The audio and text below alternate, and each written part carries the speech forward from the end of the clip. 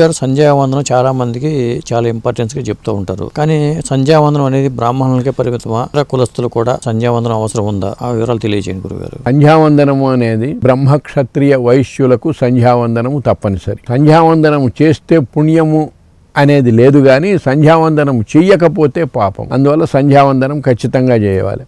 సంధ్యావందనము అంటే సంధ్యా దేవతకు వందనము, అంతేగాని గాయత్రి జపమనే కాదు. సంధ్యావందనములో గాయత్రి జపము ఒక అంగము. ఇప్పుడు ఏమైందంటే చాలామంది సంధ్యావందనం అంతా ఒమిట్ చేసి ఒక గాయత్రి జపం చేసుకుంటే చాలు అన్న అభిప్రాయంలోకి వచ్చి ఒక గాయత్రి చేస్తున్నామండి, సంధ్యావందనం చేయటం లేదంటారు. అట్లా కాదు, సంధ్యావందనంలో ఏ మంత్రాన్ని కూడా వదిలేదానికి వీలు లేదు. అందువల్ల సంధ్యావందనం అంతా చేయవాలి. అది సంధ్యాదేవతకు వందనమే కానీ గాయత్రి మంత్రానికి వందనమని కానీ గాయత్రి దేవతకు సంబంధించిందని కానీ లేదు. అందులో ఒక అంగము, సంధ్యావందనములో ఒక అంగము గాయత్రి జపము. ఆ సంకల్పం చెప్పేటప్పుడు కూడా సంధ్యావందనాంగ గాయత్రి మంత్ర జపమహం కరిష్యే అని చెప్పి చేస్తారు.